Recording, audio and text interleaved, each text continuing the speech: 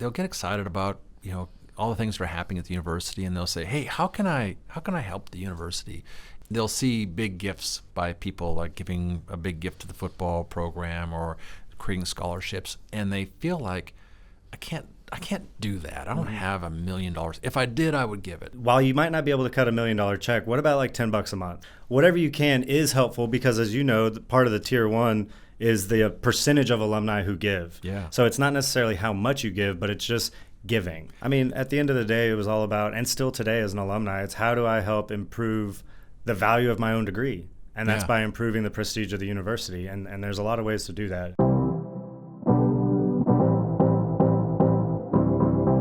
My name's Kelly Danfus. I'm the president here, and I'm your host for this podcast. And today, I'm super excited to be welcoming my friend, Nathan McDaniel. Nathan, thank you for being here. Thank you so much for having me. And I'm trying to remember, you've had so many jobs since I know you. What are you doing right now? Yeah, so I'm doing government relations at a state agency. I currently work for the Texas Juvenile Justice Department. So we've got I think 34 more days of session left. So I'm Everyone's very holding their grateful breath right now. Hey, I'm happy to break away and join you in the studio. But yeah, no, it's going well. I work with members of the legislature and staff and talk about bills and budgets and, serve as a resource for them wherever I can. And before that, you were with the Railroad Commission? Correct. Doing largely similar stuff, but that's going to be an industry that's more about energy regulation and oil and gas, things of that nature. And I've worked kind of in and around Texas politics, federal politics. I worked for a congressman for a little while. So now that I have 2 young kids, actually getting in on the agency side made it a little more of a natural fit for me, but I'm really enjoying it. Yeah, 2 young kids. I mean, that's a full-time job right there. Yes, sir. No more, right? Or maybe more?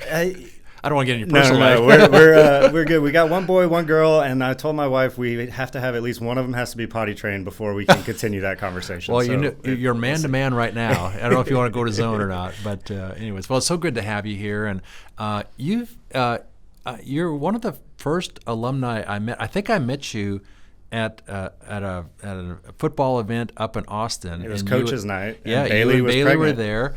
And you guys didn't have kids yet. You just, were a young couple, and you guys came over, and Beth and I thought, man, that's a great couple. Never thinking we'd ever see you again. And then we see each other all the time, and actually it's a blessing for me to have you as my friend, and you and Bailey as well. But let's learn more about Nathan. So where'd you grow up, and how'd you get to Texas State? Yeah, no, I appreciate that. And I want to start off by saying I appreciate your leadership and friendship. I think what you've done at this university has been amazing, and just how you and Beth both, and your whole family for that matter, walk into the role of you identify as Texas State, right? That is your life. And, we're locked in. And we notice that and appreciate that very much. I was born out in West Texas. I was reared in North Texas, and then I was educated here in Central Texas. So that's how I describe it. My dad, we also lived in Oklahoma and Colorado for a little while, and my dad had a job with Coca-Cola at that time. So I'm not a military brat, but I bounced around every couple and a half years. Whenever he would get a promotion, we would go to a new city. And then after middle of middle school, he actually left Coca-Cola to bring us back to Texas, and that's where we kind of grew up from there to graduating high school in Keller, Texas, just north of Fort Worth. Do you think moving around a lot like that kind of influenced who you are and your personality and your ease at meeting new people? Yeah, definitely. And in fact, one of my classes here, freshman year, was an English class. And one of the things was it was a self-research paper. And it was to try to identify 3 to 5 things about yourself that you thought were unique.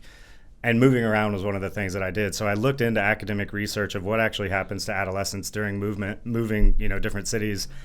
And the interesting thing is I am very, social. I connect well with groups. I enjoy the government relations stuff.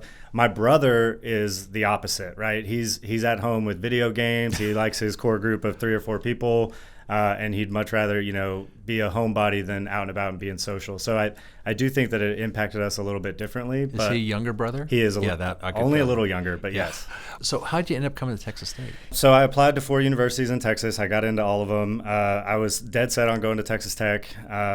A lot of my friends from high school were going there. My dad was from the Panhandle, and I just thought that would be where I went. I took a tour to SFA and really liked it. I was surprised by how much I liked it. And then I came down here and took a tour in San Marcos and fell in love. Yeah. And I've heard a couple people on the show say that. But one thing that's kind of unique about me is we were in high school, we did this thing where the volleyball team taught the football guys how to play volleyball. Then we did a tournament. It was called the Sandman Tournament. Yeah. So I had gotten in a pretty tragic knee accident, and I came to campus in a straight leg knee brace and crutches. Trying to do the tour. And despite the stairs and the hills and everything else, I still I just fell in love with the campus. Challenge accepted. Right. It felt like home. Everything from driving in and seeing Sewell Park to being on campus in Old Main, and then I think the community of people that I got a chance to talk with. It really felt like the students and faculty who engaged with us that day and told us about Texas State. They made it feel like home before I even got here. So that was it. Do you still have friends that you went to college with? Like they're still your friends today? Yeah, and the funny thing is too, I mentioned everybody went to Texas Tech from my high school. Almost nobody came from here until like my sophomore year, junior year. Some people who went to junior college, they ended up coming here. So I built a lot of friendships here at Texas State. You don't bring your friends, you make them, right? Right, exactly, 100%. And one of the things that was helpful for me, that I was not super involved in high school. I played football and probably did a couple things here and there, but here was a different story. Here I saw opportunities to major and study what I wanted to major and study in, to get involved with groups that spoke to my passions and things that I was interested in. And with like 400 student organizations, there's really no excuse to not at least see what's out there. And so I did, and I had a couple people say, "Hey, you should look into this or you should look into that," and that's largely where most of my friends came from. I think there's something to be said about that, about going to college. And sometimes when I talk to students, student groups, I'll mention you 2.0. Like you for the first 18 years, you were with your parents, you were with your high school chums and so on. And for the first time, you can kind of be in a place, especially if no one came with you, where no one knows who you are, and you can kind of reinvent yourself. Mm-hmm. And so that kind of happened to you, I guess. Yeah. I joke. I took 3 semesters to pick my major, but once I did, I was all you were locked in. Yep. Now, you had some pretty good success while you're here in the classroom, but also outside the classroom as well. Yeah, I learned just as much outside the classroom as I did inside the classroom. I think in terms of time management, leadership, and even silly things like doing my own laundry and finding my own meals. That's all on you. And so getting involved in student organizations, I had an opportunity to lead a couple of them, and again, really build my community. I wouldn't be where I am without people who invested in me and people who supported one another to help us all kind of get through this experience. But it was the best. The best time. Yeah, so not everyone does it, but some people have experience in Greek life and student government, and you did both of those. Yes, I did. I never thought I would join a fraternity. Yeah. And then I got here, and actually a girl who was a couple years older than me was like, "Hey, come, hang out with this group that I'm hanging out with." I don't know, I think we were watching like a football game or something. And my roommate went with me, and we ended up kind of just continuing to hang out, and eventually they were like, "Hey, so do you want to like join?" And I was like, I don't know. I never really thought that I would. Did your parents go to college? So my dad did. Yeah. And my dad, he went to Hardin-Simmons in Abilene, and he was Greek, but in Abilene they don't allow national fraternities. So it's just like a local group that he sees when they randomly go back to like homecomings and stuff. But it wasn't this big national experience that I ended up joining. And so that would be, I consider that like my gateway into leadership opportunities in other organizations, because it really came to older guys and other friends in the Greek community were like, "Hey, you should think about this," or "Have you ever looked into that?" The retention rate, the graduation rate, the returning back to campus and giving rate of people who are involved in Greek life, of all aspects of it, is much higher than those who don't, because it almost forces you or creates an expectation that you'll get involved with campus life and create these kind of friendships that are lifelong friendships. You want to come back to campus at homecoming to reconnect with those people. You also never know who from other chapters and organizations you're going to meet that have that similar connection, even if it's not your own chapter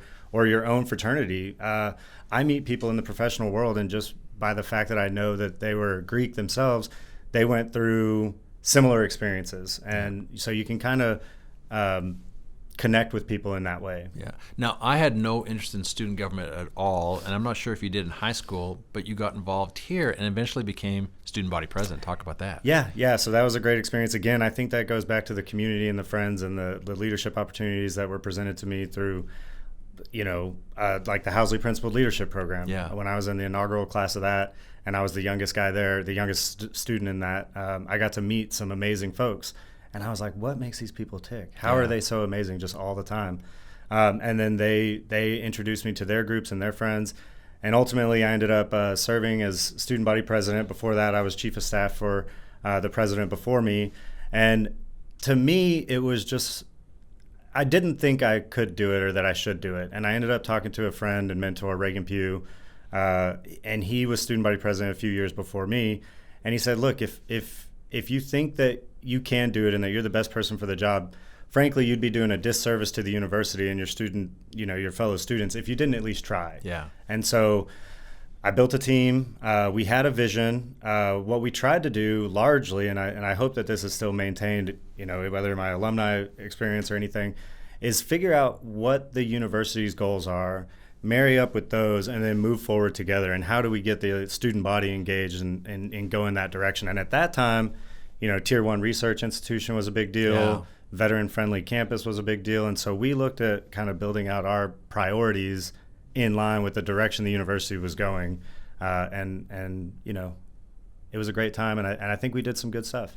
It's interesting. I think sometimes student government can feel like their job is to be the royal opposition to the administration, and I think that we just had an administration change in student government here, and Olivia, who was our former student body president, she had the same kind of philosophy as you. Like, she said, what are you doing, and then how can I get there? And I said, well, one of the things I'm really interested in is getting students to come out to games. And she said, well, I'm going to make school spirit be one of my things. And so she worked really hard to kind of help us, get students to come out to games and get excited about supporting the university.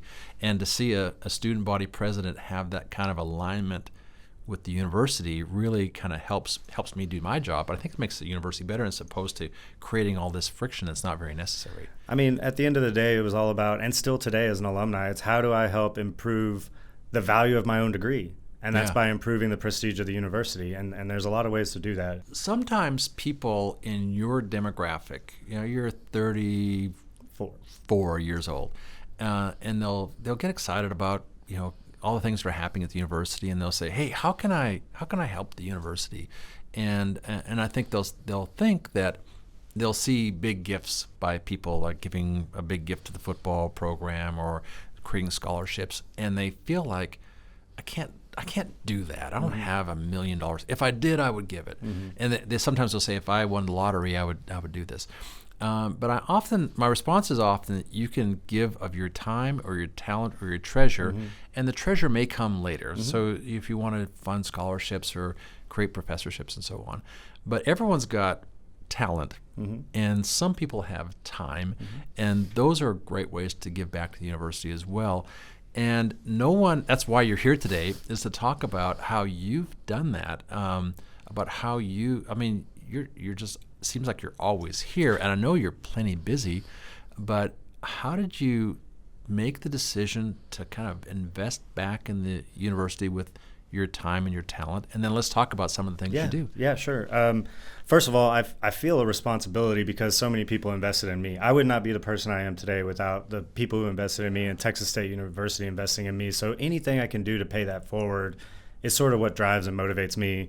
But on the treasure piece, let me just say, I believe that most people, while you might not be able to cut $1 million check, what about like $10 a month? Yeah. Or doing what you can do, because I do think giving the culture of giving sooner will help it be easier later down the road. So I will put that challenge out there to my peers that whatever you can is helpful, because as you know, part of the Tier 1 is the percentage of alumni who give. Yeah. So it's not necessarily how much you give, but it's just giving. You're 100% right. By the way, there's with the giving days that we have, and just did Step Up for State.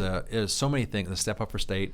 There's so many ways that you can just say, like, I'm just going to $18.99 a month for a year, and you'd be surprised how 200,000 alumni doing that, how that could impact the university. It's huge. And again, like you said earlier, when you improve the university, you improve you, because now your degree is more valuable. I was talking with Brooks this weekend. I'm not sure I could have got in the university if I applied today. I'm the same way. So I got in the back door. In terms of time and talent, I mean, look, I live in Austin, so it's a little easier for me to be here on a regular basis, but the university does things all across the state. Yeah. I think one thing that everybody has that we already kind of talked about is connections and relationships that they built here. And so encouraging people to go to something with you, like whether it's an away baseball game or or an alumni event that's coming to town, or if you're able to get a crew to come back to homecoming, I do think just the participation and being here will help expose you to like the great things that are happening. And I've been, blessed to be on a couple different committees that evaluates like student scholarships. And I'm not kidding. The students that we produce today are super impressive. Unbelievable. And so if you can be here and see what's happening at this university and feel called to get involved in some way, the Alumni Association, the Development Foundation, there's things with the athletics. There's so many opportunities. So many boards and committees that are looking for people. And if you're not careful, you'll burn out people by trying to get them on all those things. There's plenty of work to go around, right? And then in terms of talent, everybody's got something that they do, whether it's professionally or just passion. And I don't know, but like 95% of people are on social media. So what about just like creating some social media buzz about things that are going on at the university? I think that everybody can contribute in some way that works for them. I always talk about, like, if you're at church and someone's saying, hey, my son's thinking about going to college somewhere, just saying, hey, you should check out Texas State. Here's a website. That's something, and it doesn't cost a penny to do that. Yeah. And hopefully your experience was good enough where you want to do that. Exactly. But another part of that, though, is learning more about what's going on, so you can advocate for us by watching the podcasts or getting on, reading the newsletters when they come out and so on. And there's so many ways to help. So talk about some specific things that you're involved in. I think you and I were chatting recently. There's probably like 5 or 6 different ways that you're engaged, in addition just being a fan and showing up to everything. But we were together Friday night for the Bobcat Bonanza deal, and then you were at another thing on Sunday at a scholarship program. And so let's talk about each one of those. As a student leader, I got exposed to the Alumni Association, so I've been a part of that group. I'm now actually on the executive council for the Young Alumni Engagement. So I don't really. How long do you get to be on there? Yeah, right. I don't love. It's a 2-year term. I don't love the term young alumni because that, recent. Right. It makes it think that we got old alumni. Yeah. But my goal is to engage alumni under the age of 40. So we've put together some teams that are working to do that. We have a Forever BOBCATS program, which is essentially a life membership. And so any contribution goes directly to student scholarships and supporting things like Tailgate and other alumni activities that we promote. I mentioned the fraternity, or we talked about the fraternity. We recently came back to campus. We took a little break for a while there, but we're happy to be back. We're thrilled to be back. We've got a great group of young leaders on campus who are excited to be here. I'm the advisor. It's actually growing very quickly. Yeah, right? yeah. We initiated like 40 guys, and so very exciting. But I'm the advisor for that group, so hopefully if they do anything, call me. Let me know. I've got you on speed dial. And then, the Stellus Alliance is a group that I was involved with. I mentioned the Housley Principal Leadership Program. My good friend and mentor, Bill Poston, who's a successful entrepreneur, he started this program, and at my time, it was on Friday mornings and had no credit.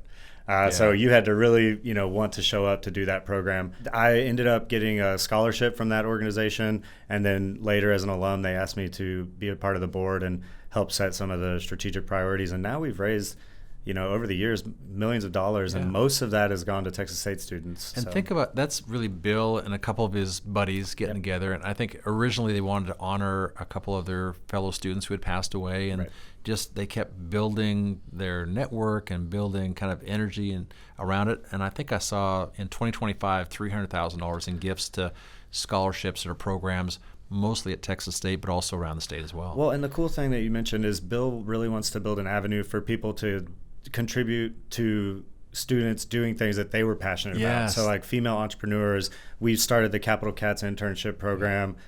There's women in STEM. I mean, there's all different types of things that people can raise money for and give directly to students who are doing these things. Because they have that memory of being the only one doing this, or the struggle you have. And as I mentioned yesterday at the scholarship program, so many of our students are one, flat tire away from dropping out of school, and they might say, well, I'll stop out for a semester and go work and try to come back.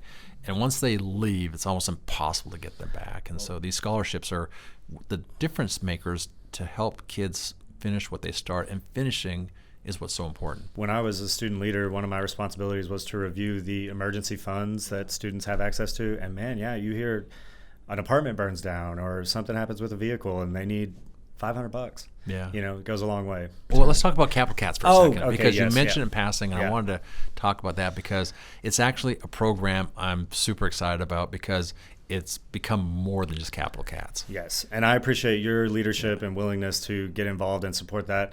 Essentially, a good friend of mine, Vanessa, and I, she was student body president the year after me and currently a chief of staff at the Capitol. So again, she's fantastic. Those relationships that continue, she's like an Energizer bunny. I mean, she just never gives up. We both had, not at the same time, but we had internships at the Capitol when we were students that were unpaid. Yeah. And so we were driving from San Marcos every day.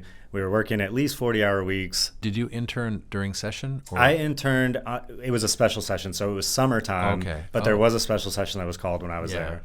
Because sometimes people intern and it's out of session and it's kind of like pretty laid back. You really want session. Yeah, but you want to be in session, and then some of those work weeks are horrendous, right? See how the sausage is made in session. And so I think that that's very valuable about the Capital Cats is we work to find right now the way that the program has grown is I think there's 7 students, but they're vetted, they apply for it, they're reviewed, they're interviewed, and then they really find the best students to serve in these legislative offices, and I think actually we have one in the governor's office too. Yeah.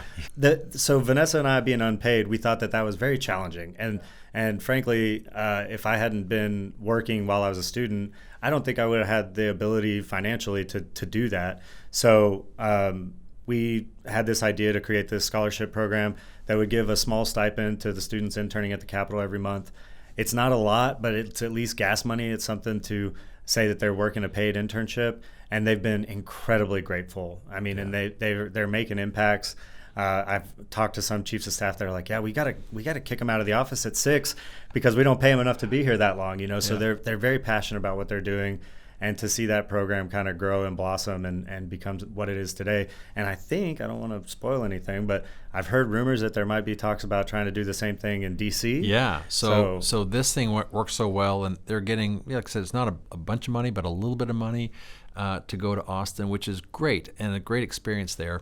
And by the way, we went up there and had a breakfast with them recently, and you were there, and Vanessa was there. And it was interesting because it was either the week before budget week or it might have been budget week. And they were like getting up at 4 a.m. and driving up here, and so they would be in, because sometimes you get stuck in traffic. So they were trying to get here before, so they would never be late, and then being up here till super late at night. And but they were so excited because they're learning so much. And as you said, seeing how the sausage gets made is something. I remember I was 60 years old going to the Capitol for the first time, and I was intimidated by it. And now you got these kids who are 19 years old walking around the Capitol and seeing stuff that is just a natural thing for them. And we have no state representatives or senators that are alumni of Texas State.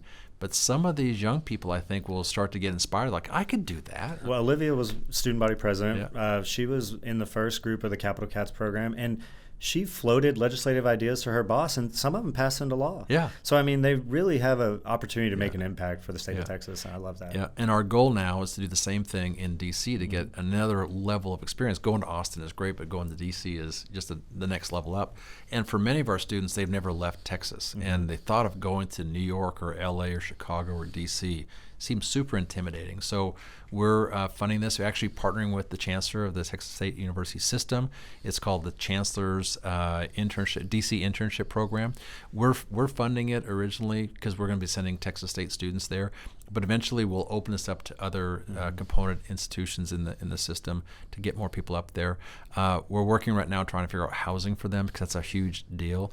But I think we've got some great plans for that as well. Again, trying to give our students something special, extra, more than just being in the classroom, because you can learn so much outside the classroom. It's great to have it on your resume. It's great to know how it's done. It's great to be able to go into a job interview or talk to people and connect and reconnect rather than first time connecting. Yeah, I love it. I'm happy to hear that. Well, thank you so much for what you do for Texas State, for coming back and investing yourself and your, like you say, Bailey and your kiddos and your personality and all the stuff you got going on.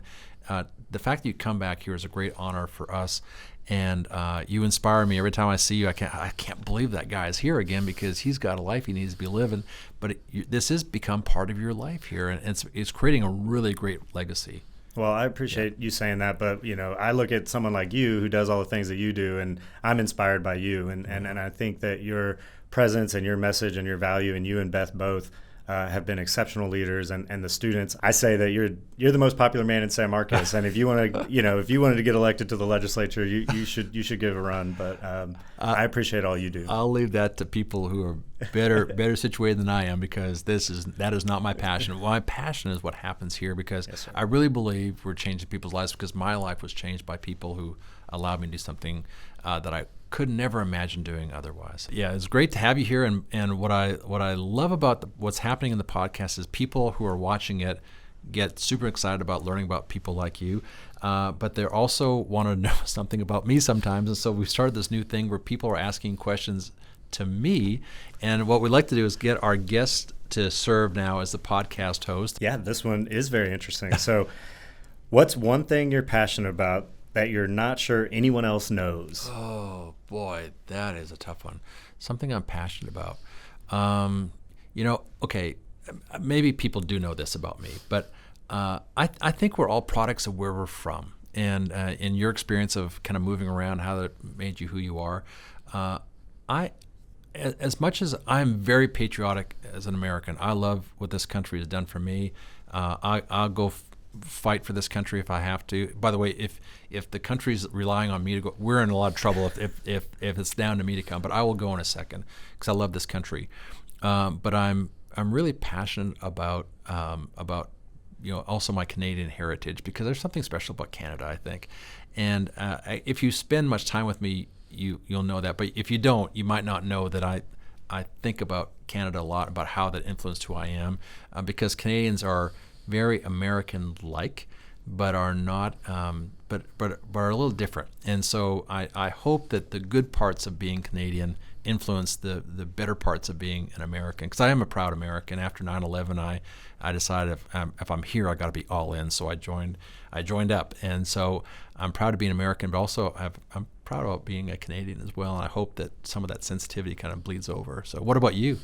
I'm fairly clean cut. I work in government relations, but I'm also kind of like, I've got tattoos. I'm somewhat like, I like good, music. I wouldn't say artsy, but like, that's maybe something that people don't know about me. You're not cut and dried. You're not Don't vanilla. let this You're not blazer vanilla. fool you. Yeah, that is something people don't know about. It's the interesting thing about tattoos is when I was your age and younger, having a tattoo is like, boy, that's something going on there. Mm-hmm. But now it's become more and more common. Like I know a lot of people have them now. You're in the minority, I think, if you don't. Yeah. I think that's I'm getting the one, statistic. so it's my plan. Yeah. The Bobcat?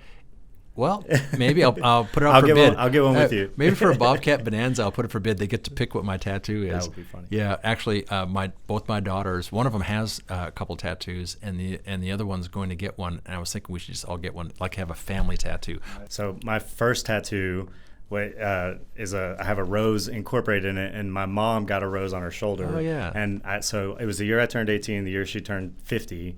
And one of the reasons was because my dad said that he would kick me out of the house if I had a tattoo, or I couldn't live under his roof with a tattoo.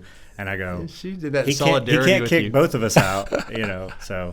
Good for your mom. Yeah, right. Thank you for joining us, and thank you for joining us too. It's always a great pleasure to have members of the faculty, staff, our alumni, and our friends of the university coming back to share about what's going on at Texas State. Thank you for coming back to Texas State as much as you do, and thank you for joining us here on The Current. All right, State's up, everyone.